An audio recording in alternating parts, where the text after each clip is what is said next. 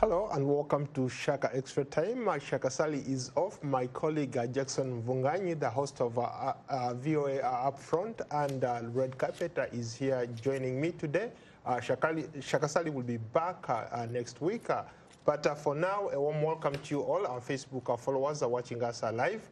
Hello, Jackson. Hello, Paul. It's good to be here with you. Good, good. How are you? Good, good. You had a good weekend? Yeah, I tried. All right. Looking forward to a good discussion. But I tried. I'm sorry to hear that. I hope she gets better. Yes.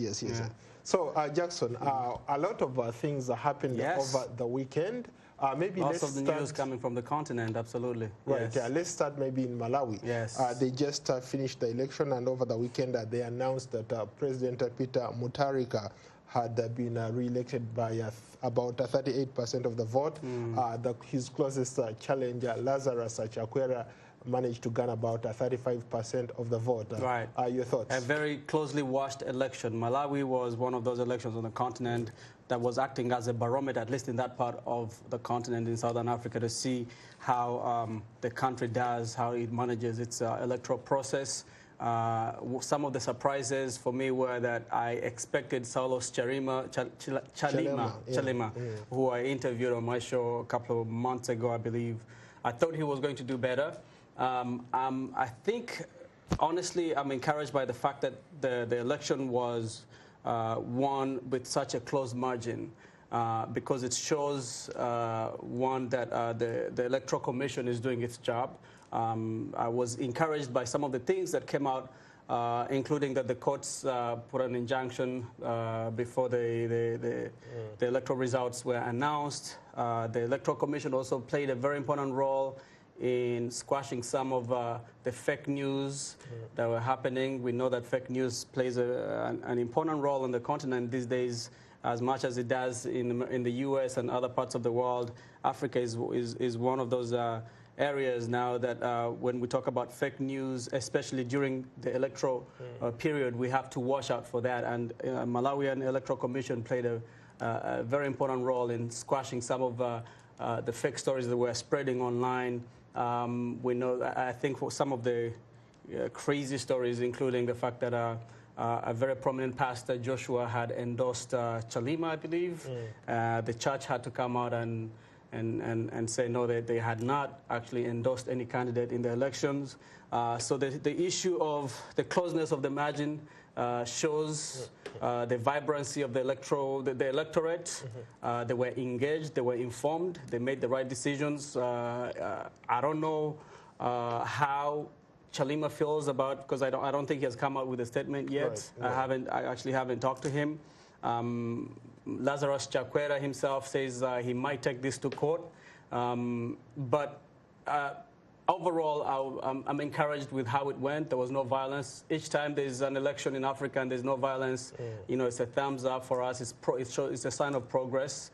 And so, you know, we'll see what happens from now on. How about people who said that perhaps the election outcome in Malawi was cooked? What I mean by that is that the results were fixed in a sense that they wanted them to appear as credible as they can. But from what I've heard and what I've been able to see, I can't verify it though. It seems the opposition had an upper hand, but because they didn't want the opposition to carry the day, they decided to cook out some numbers. Right. Here's the thing, though. What we have seen on the continent is over time, in every major election we've seen on the continent, the opposition always comes up after losing and says that there was vote rigging. Right. Now, whether that is true or not, that is per every election, whether it was in Uganda, whether it was in Malawi right now or South Africa, we've never seen happy at the results of the election. Doesn't mean that there are no irregularities. Right. It just means that,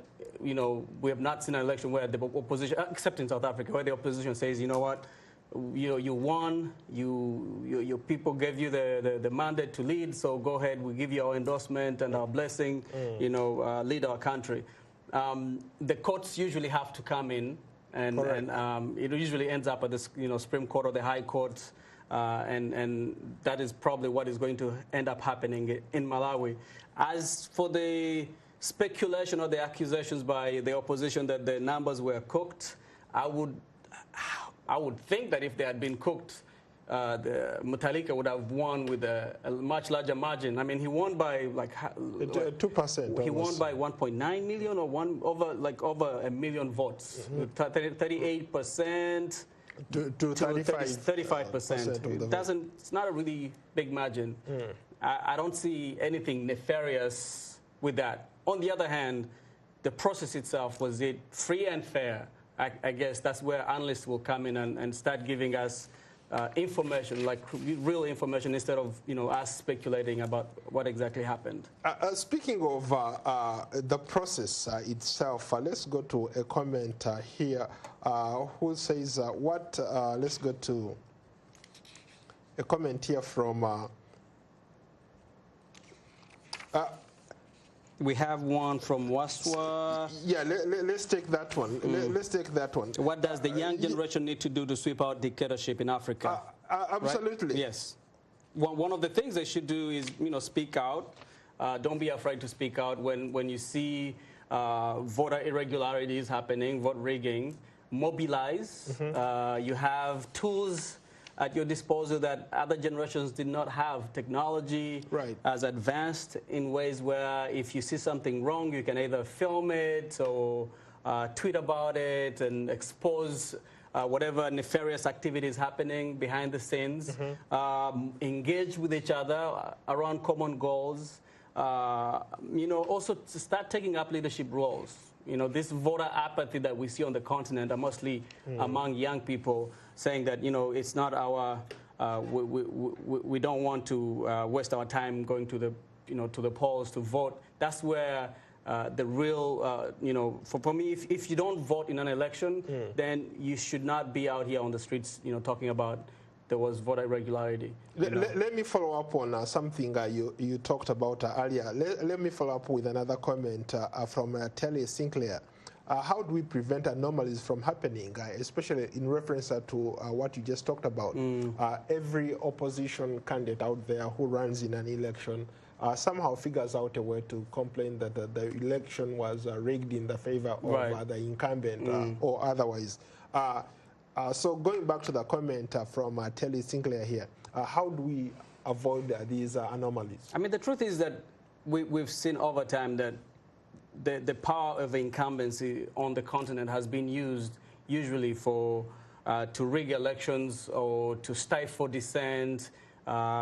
We've seen that in many countries around the continent, whether in East Africa, West Africa, Southern Africa. How do we prevent these anomalies from taking place? Speak out, demand accountability, demand for strong institutions. If you have a strong institution that is in charge of elections, like an electoral commission like it is in Malawi or in South Africa, if you have a strong electoral commission that that is actually voted on by the people, I feel like this idea of presidents appointing the head of electoral commissions, that in itself is problematic, because then how are you going to rule against or to be fair in a situation where the person who elected you is actually on the line, So I feel that one wiser politician by the names of Joseph Stalin once said that it doesn't matter how many people show up to vote, as long as if you it doesn't matter who votes, it matters who counts the vote. Absolutely. Yes. So Jackson, a lot of people are talking about this wave of young politicians maybe taking up the stage and wanting to be at the helm of some political parties. But results so far indicate that most of these young people haven't done well. When it comes to campaigning, they have energy, they have charisma, they have whatever it takes to carry their message forward. But when it comes to actually young people voting for these young people, it doesn't pan out like that. We saw it in Malawi just recently. Saulus Chalema, everybody was routing for him. These young people on the streets were routing for him, but it did not translate in. Absolutely. Right. So what's the cause of that? I don't think it is young people not voting or not being ready for young leaders like Chalema. We need to look at every election in its own context. and it's the different circumstances around it. Again, like I earlier said, many of these leaders have used the power of incumbency to go after those that want to take leadership roles from them. We've seen in Africa many, they always say youth are the leaders of tomorrow, youth, and I think that in many ways has proliferated in the leadership that is existing right now because many of them don't want to append the status quo, they don't want to give up power, they will do whatever possible to stay in power, including using violence. And since you control the means of violence and you want to control power, you want to stay in power, then you will do whatever it takes to stay in power. If there were level playing fields in many of these countries, these young leaders who have the backing of young people and they have good ideas, most likely would be in power right now. Let's go to South Africa, where the playing field was more leveled. So you have numbers here that, again, don't play very well for young people. You had, for instance, Cyril Ramaphosa was elected with about 57% of the vote.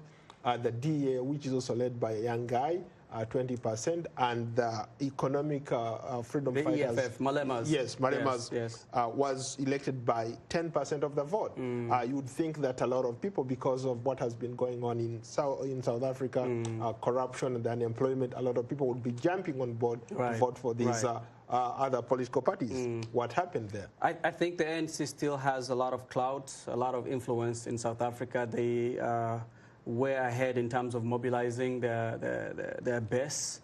Ramaphosa was not elected just as an individual. I think the political party itself, the political machinery that has been around for such a long time, that has had that type of influence, is the one that carried the day. Ramaphosa just happens to be the leader of the ANC. In terms of Malema, I think Malema is an influential politician in South Africa right now, based on the fact that he leads a very large segment in society that feels that he has been left out in the economic prosperity of that country. South Africa is one of the most unequal countries economically. You know, high unemployment rates, like you said, the income inequality is really large. I guess what is left to be seen is what happens when starting, I guess, when he was sworn in. When was he sworn in? Last Saturday. week, Saturday. What happens going forward is we're waiting for a cabinet to be announced next week. We know there are some issues that are around his deputy president, I think Mabuza. He has to fight corruption. He has a huge task ahead of him as a person. And it's, I like the fact that we have parties like the EFF and the DA to kind of play that role of basically checking him. You know, those checks and balances in our political systems are very much necessary if you have a vibrant opposition that calls you out when something is wrong. That the citizens should actually, I think for us in most of our countries in Africa, that's what we need. We need a vibrant opposition that will check the presidency. Speaking of checking the presidency, of course, the DA and EFF are not shy about that. Malema has actually championed very outspoken. that. He's very outspoken, and but there's something else that he's been championing throughout the campaign period. He was talking about land reform. A lot of people in South Africa are still, the majority of people still don't have land. And you and I know that the one thing that a lot of people hold dear to their hearts back home is the land issue. Land is wealth. One determines who you end up being. Absolutely. So how come that didn't translate into votes? You think that a lot of people who voted for him want to own a piece of land at some point? Ramaphosa really, even though he's this very rich businessman, has been grounded in some of the rhetoric of people, the poor people, in many ways. He's been in many ways also kind of speaking in tandem with the EFF leader Malema when it comes to the land issue. That's why you've seen it reverberate either in Western capitals here. They feel that after in his second term, he might actually make some of those really courageous, as people have said, courageous reforms that are necessary to reacquire or take back some of this land, or do major land reform in the country, which is a contentious issue. I think most people in South Africa felt like Ramaphosa would be the right leader to, because this is not something that you'll just come and take people's land. You have to handle it in, much more cautiously, and you need a seasoned politicians like Ramaphosa to negotiate some of these things. We don't want to end up, or many people don't want to end up in this situation as Zimbabwe. I think the way it happened in the late 90s. And so they feel that Ramaphosa might be the person, and Malema might have lost out on that. But it's good that Malema is, continuing to beat that drum. His button. Maybe they can work together with the other concerned parties. Remember that, honestly, I think this will be one of the biggest issues going forward in South Africa, in South African politics, the land issue.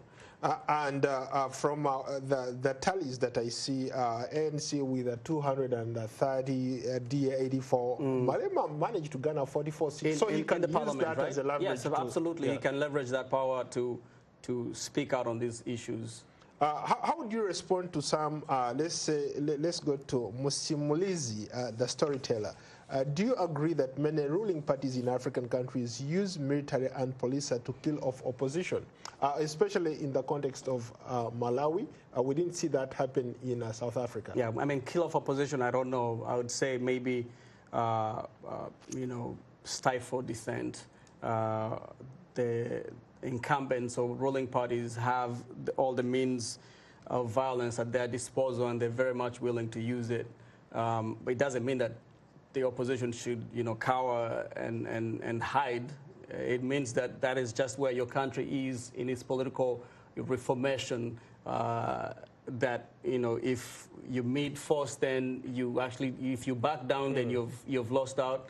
But we've seen revolutions happening. One that is happening right now in Sudan. I think we should be talking about that a little later on. Yeah. Things that revolutions that are happening in Egypt, in Tunisia, that despite the ruling party willing to use all kinds of force to stay in power, that the people spoke up and resisted, and change happened. Speaking of, let's go to Sudan. There is a comment here from Nambilirwa Mona Amina. Really, where do you see Sudan even after the demonstrations ain't off the street yet? What lessons do we learn from that revolution that you just talked about? We're still learning a lot from Sudan. Today, Tuesday, the protesters are back. The general strike continues. We know that the military council has kind of dug in terms of not refusing to give in to the demands that they give up power to a civilian leadership. The other aspect of what is happening in Sudan right now is that we've seen other outside countries that are playing a very important role, either by trying to consolidate their influence in the country. Countries like Egypt, United Arab Emirates. We've seen a couple of countries that are they have interest in Sudan, and that the military council has been having more discussions with these countries than they have with the protesters themselves and demonstrators. And there's a fear amongst these demonstrators that they might end up trading in one dictator, as in Egypt, for another. And so they're not willing to budge on the issue of the military leadership staying in power for 1 year. And there's a stalemate right now. And how that plays out is how willing the military leadership, how far the military leadership right now is willing to go in terms of holding on to power, whether they're willing to use or they're ready to use violence, shooting at protesters, something that they have not done up to now. I think it happened a little bit last week, 2 weeks ago. But so far they have been restrained in their use of force. Hopefully it stays that way, and that at the end of the day the discussions continue and that civilians prevail. Because again, they are more fearful about ending up like Egypt, and they have learned lessons in Egypt, and that's what we see some of the dynamics playing out right now. And the fact that the Egyptian president over I think in the last couple of days met with the current general ruler of Sudan. So Egypt, Saudi Arabia, I think is the other country that I was talking about. But that brings me to the question of transition.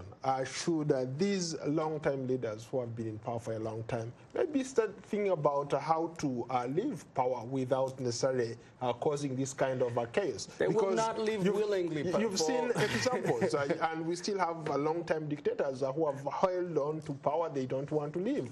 So a person like Bashir leaves and there is a vacuum. They can't even find a leader to replace him. If these guys had sat down and said, hey, I need to plan for my retirement, I need to plan for an exit strategy, don't you think they would have a better outcome? Absolutely, I agree with you. I agree with you, except that sometimes it's not just about the leader, it's about the people around him. The status quo that fears that when this leader is out of power, that they will lose out on whatever they were getting, whatever resources they were, accumulating, or whatever their wealth is that they have been, accumulating all these years when the leader has been in power, and the threats that will be leveled at that wealth. They're much more fearful of that, and they're operating within that context. The thing is that, no leader will leave power on the continent unless people ask for it. And people have to be courageous in demanding that the transition has to happen now, rather than later. And so we need to see more of young people raising up, speaking up, mobilizing, engaging. Speaking of young people, there is a comment here from Jordan Mwale. He says African opposition political parties are baby criers. How do you respond to that? Based on what, though? Like, is it what we said? What I said earlier, that each time we see an election in Africa, they cry fall. You're right.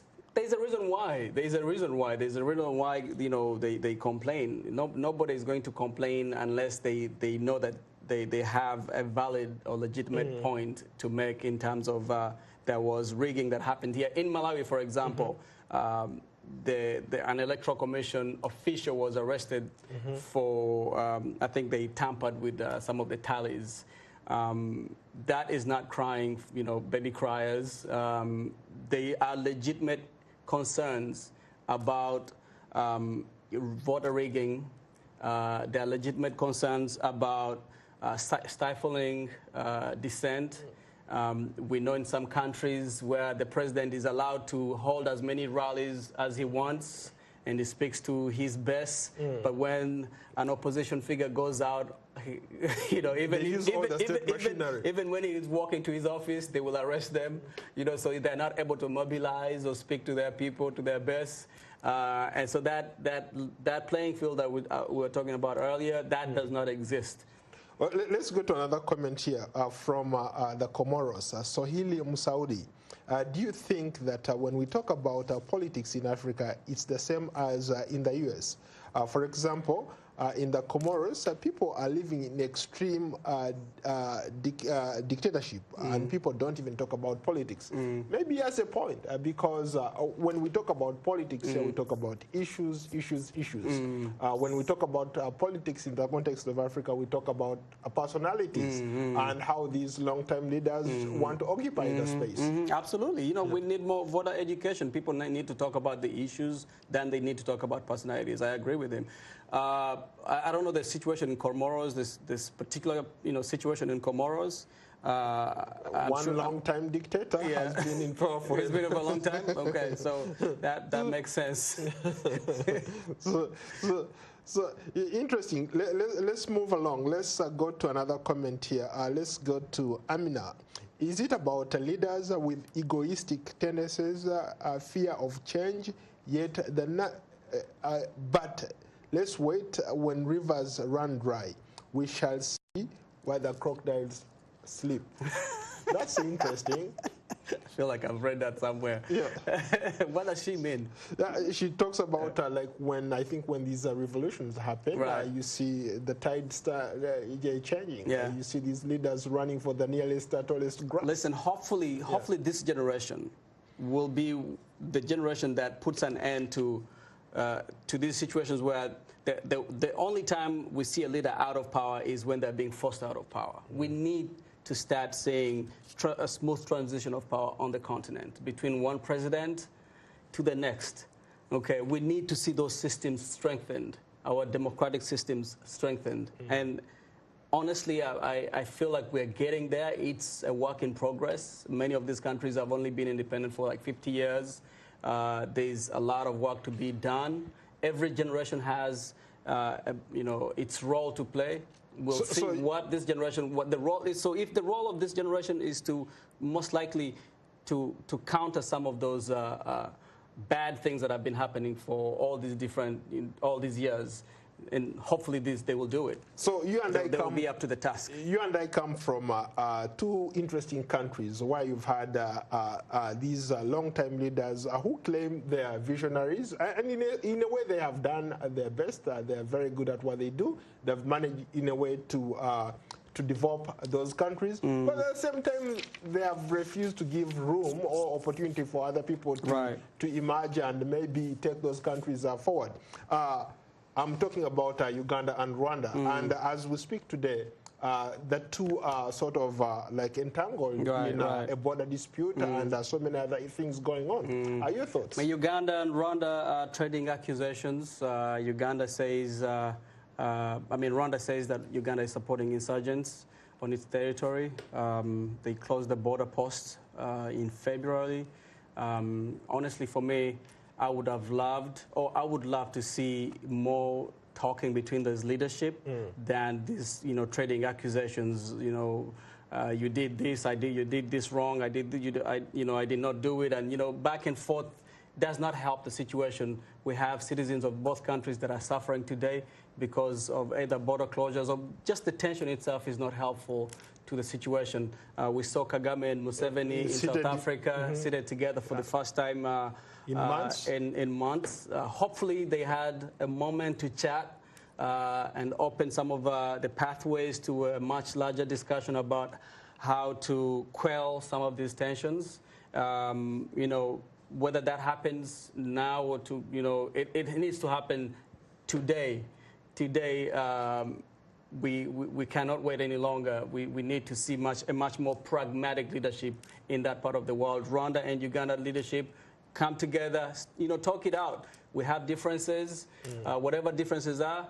I'm quite sure you can find common grounds about shared interests, especially that you have certain mechanisms already. The East African community and all these others figure out ways to talk instead of fighting. For example, I have relatives on both sides of the border, whether in Rwanda or in Uganda. Right. And when I talk to them, they tell me that people are hurting. I don't know what's your take when you talk to people on the ground. What do you gather? Well, how much of an impact has this border closure? I was actually talking to somebody recently in Kigali and asking them, are they able to travel to Kampala? And they told me they're okay. They do travel to Kampala, whether it's by flying from Kanombe to Entebbe or used by road. The buses are still working, but we still do hear reports about Rwandans who are being, some Rwandans apparently being held in custody in Uganda and tortured.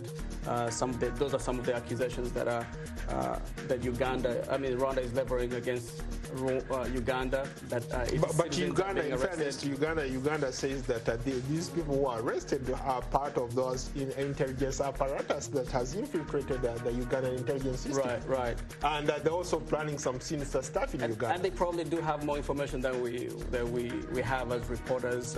That's a story that is still, ongoing, and hopefully that we can have more reporting about it soon.